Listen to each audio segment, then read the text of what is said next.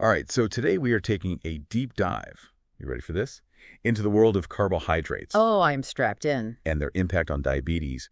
And we've got a stack of articles and guides here Yeah. from Diabetes UK and the American Diabetes Association, and I'm already seeing some interesting points. Yeah, lots to unpack for sure. This isn't just about carbs are good or carbs are bad. Right. It's about getting a nuanced understanding, especially for those of you dealing with diabetes. You hit the nail on the head. There's so much misinformation out there. And even folks who think they know carbs might be surprised by some of the things we unpack today. Yeah, for sure. Our goal is to help you walk away feeling more informed and confident about making the best choices for your health.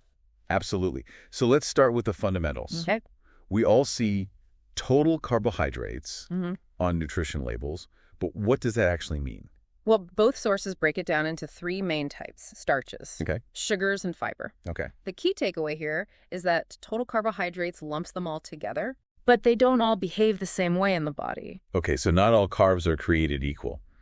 I'm guessing this is where the idea of nutrient-dense carbs comes in. Absolutely. Choosing those nutrient-dense carbs is a game changer. Okay. Think about it. You want carbs that come packed with fiber, vitamins, Right. and minerals while being low in added sugars, sodium, and unhealthy fats. Makes sense. So we're talking like brown rice over white rice, a whole apple instead of apple juice. Exactly. It's about getting the most bang for your buck, nutritionally speaking. Makes sense. But what about the impact on blood sugar? That's where things can get confusing. Here's where it gets really fascinating. Our bodies break down carbs into glucose, Okay. which then enters our bloodstream and raises our blood glucose levels. Mm-hmm. Insulin, a hormone produced by the pancreas, acts like a signal, telling our cells to absorb that glucose for energy. Got it. It's a delicate dance between carbs, glucose, and insulin. So far, so good, but I'm guessing this dance can get disrupted, leading to problems like hyperglycemia and hypoglycemia. Precisely, both Diabetes UK and the American Diabetes Association stress the importance of understanding these conditions. Okay. Hyperglycemia, or high blood glucose, can happen when you eat a lot of high sugar carbs, especially if your body isn't producing enough insulin or if your cells are resistant to insulin's signal.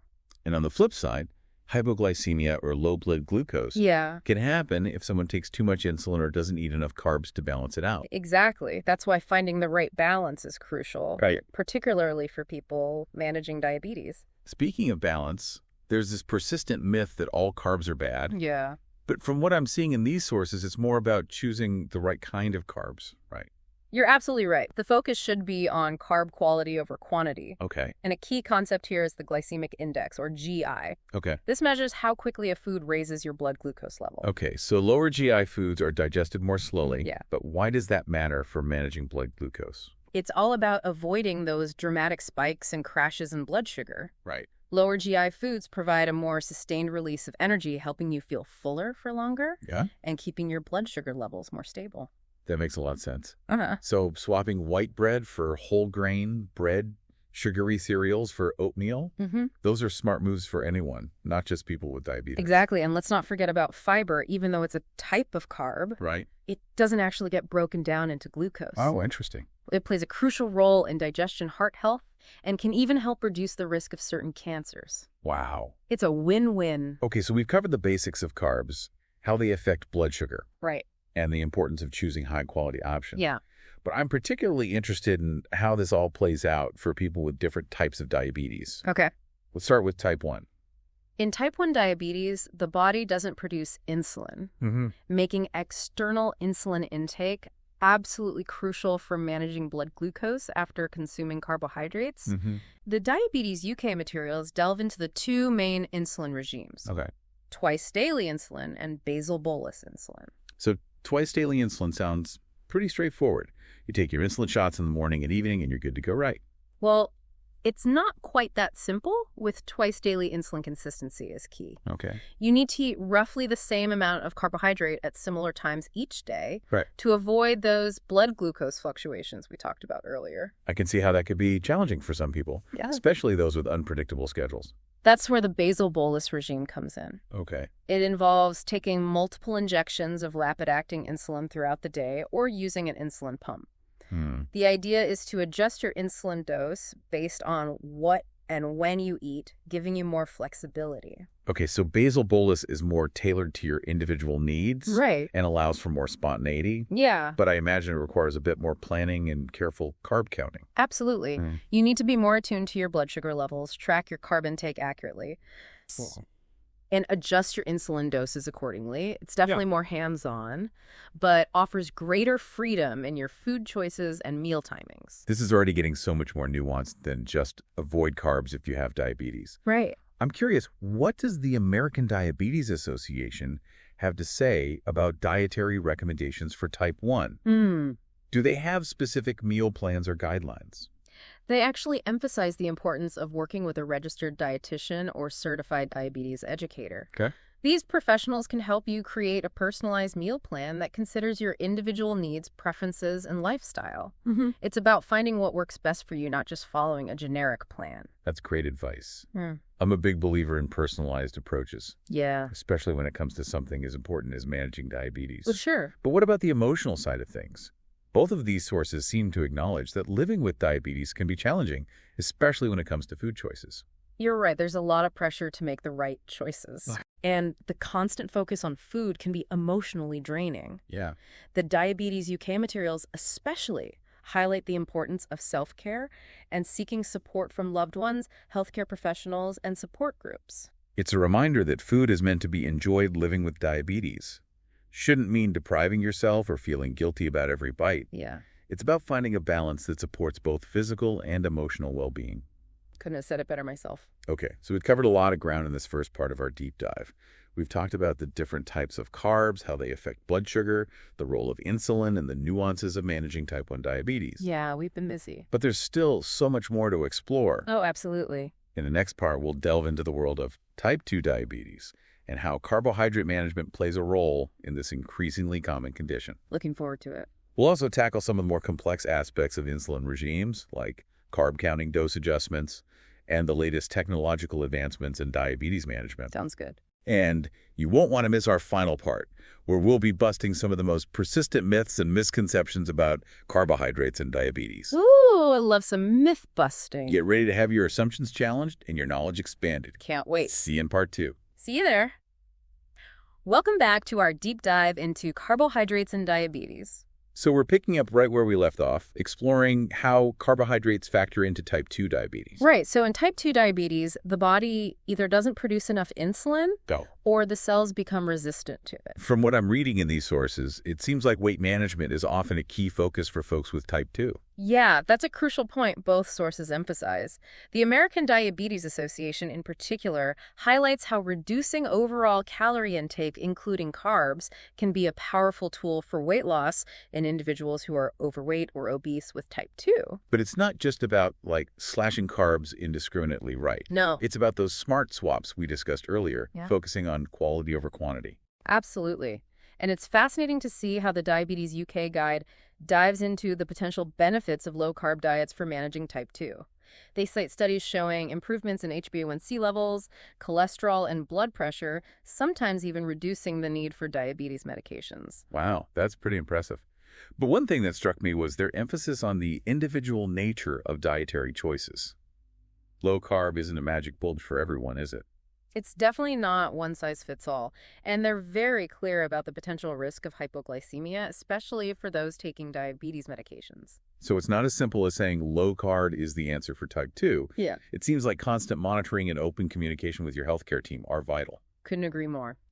Now let's circle back to those insulin regimes we discussed for type 1 diabetes. Remember, those are relevant for some individuals with type 2 as well, especially as the condition progresses. Right, because as type 2 diabetes progresses, the pancreas may not be able to produce enough insulin to meet the body's needs. Exactly. So let's break down the nuances of those two approaches a bit further, starting with twice-daily insulin. Okay, so I'm picturing someone with a pretty set routine. Maybe they eat around the same times each day. You're on the right track. With twice-daily insulin, you're taking a long-acting insulin in the morning and evening to cover your basal insulin needs. Basal insulin being that background level of insulin needed to keep things stable between meals and overnight? Precisely. Then before meals, you'd take a rapid-acting insulin to cover the carbohydrates you're about to eat. Think of it like setting the stage with the long-acting insulin and then fine-tuning with the rapid-acting insulin based on your meal. Okay, I'm starting to see why this approach works well for folks with consistent routines. But as you pointed out earlier, life isn't always predictable. What happens when your schedule changes or you decide to have a spontaneous pizza night? That's where basal bolus shines, right? With its multiple daily injections or the use of an insulin pump, you can adjust on the fly. Exactly. Basal bolus gives you that freedom to adjust your insulin dose based on what and when you eat. It's all about matching the insulin to the carbohydrates you consume. It sounds empowering, but also a bit daunting. Is it something you just pick up overnight? Both Diabetes UK and the American Diabetes Association really emphasize the importance of education and support here. Diabetes UK actually has specialized courses like the DANE course, which teaches carb counting and insulin dose adjustment. And the ADA mentions registered dietitians and certified diabetes educators. It's all about having that guidance to develop a plan that works for you and build the confidence to manage your diabetes effectively. You know, as we're talking about all this, I'm realizing how much misinformation and fear surrounds carbohydrates, especially for people with diabetes. It's easy to get caught up in the carbs are bad mentality. That's why I think it's so crucial to have these conversations to separate fact from fiction and empower people to make informed choices that align with their individual needs and goals. I couldn't agree more. Yeah. And speaking of separating fact from fiction in our final part, we're going to tackle some of the most common myths and misconceptions surrounding carbs and diabetes. Get ready for some serious myth busting. We'll delve into everything from artificial sweeteners to the idea of a diabetic diet. It's going to be eye-opening even for folks who think they've got it all figured out. Welcome back to the Deep Dive. We've been on quite a journey so far, exploring this whole world of carbohydrates and diabetes. It really has been fascinating, hasn't it? It has. And in this final part, we're putting on our myth-busting hats to tackle some of the most persistent misconceptions out there. I am ready. I'm ready to debunk some myths. Let's start with a big one. All carbs are bad. Ooh, a classic. We've touched on this throughout the deep dive, but I'm guessing those sources have more to say on this. They definitely don't hold back. Both Diabetes UK and the American Diabetes Association emphasize that carbohydrates are our body's primary source of energy. Right. It's not about eliminating them entirely, but rather focusing on the quality of the carbs we consume. So ditching the sugary processed snacks and opting for whole grains, fruits, veggies, legumes, that's still the way to go. Absolutely. Another myth that often pops up is that people with diabetes can't eat fruit. Yeah, I can imagine that's a frustrating one for folks who enjoy a juicy piece of fruit. You're right, and the sources make it clear that fruit can absolutely be part of a healthy diet for people with diabetes. Okay, so fruit is allowed, but are there any caveats? Well, moderation is key, as with anything. Yeah. And choosing fruits that are lower on the glycemic index, like berries, apples, and pears, can help prevent those blood sugar spikes. That makes sense. What about pairing fruit with a protein or healthy fat? Does that help slow down sugar absorption? That's a great point, and the sources actually recommend that strategy. Combining fruit with something like nuts, yogurt, or cheese can create a more balanced snack that helps regulate blood sugar levels. All right, myth busted. What's next on our list? Let's tackle a tricky one. Artificial sweeteners are a healthy alternative to sugar for people with diabetes. On the surface, it sounds plausible because they don't directly raise blood sugar. Right, but there's always a but, isn't there? There is indeed. The sources acknowledge that while artificial sweeteners don't directly impact blood sugar, emerging research suggests potential negative effects on gut health and metabolism. So it's not a simple swap. Right. It seems like using artificial sweeteners sparingly and focusing on reducing overall sugar intake is the wiser approach. I agree. Now, here's a myth that I think causes a lot of confusion. If you have diabetes, you need to follow a special diabetic diet. I've heard that one before. It seems to imply there's some magical list of diabetic-friendly foods. The sources are very clear in dispelling this myth. They emphasize that there's no one-size-fits-all diabetic diet. The principles of healthy eating apply to everyone, whether they have diabetes or not. So it's about those core principles we've been discussing, focusing on nutrient-dense foods, choosing lean proteins, and limiting processed foods, saturated fats, and added sugars. Exactly. It's about making sustainable lifestyle changes that support overall health, not following a restrictive or complicated diet plan. Now, this next myth is one I think a lot of people, myself included, might be surprised to hear debunked. If you have diabetes and your blood sugar is high, it means you've done something wrong. Yeah, it's easy to fall into that trap of self-blame. But the sources emphasize that blood sugar fluctuations are normal, even for people who diligently manage their diabetes. So it's not about striving for perfect blood sugar control all the time. Not at all. Stress, illness, medication adjustments, hormonal changes, all of these factors can impact blood sugar levels. It's more about recognizing those fluctuations, understanding the potential causes, and adjusting your approach as needed. Precisely. It's about learning from those experiences and working with your healthcare team to fine-tune your management plan. Okay, last myth on our list, and this one is particularly important to address. Type 2 diabetes is caused by eating too much sugar. This myth places blame on individuals and oversimplifies a complex condition. While excessive sugar intake can contribute to weight gain and insulin resistance, which are risk factors for type 2 diabetes, it's not the sole cause. Right. The sources highlight the interplay of genetics, family history, ethnicity, and lifestyle factors. It's a reminder that type 2 diabetes is a multifaceted condition, and pointing fingers or oversimplifying the causes doesn't help anyone. It's about fostering understanding, providing support, and empowering individuals to manage their condition effectively. I couldn't have said it better myself. Wow, we've really tackled some major myths today. I feel like I've gained a much deeper understanding of the complexities surrounding carbohydrates and diabetes. Me too. It's really eye-opening when you dig into these details. It is, and if you're living with diabetes, remember that you're not alone.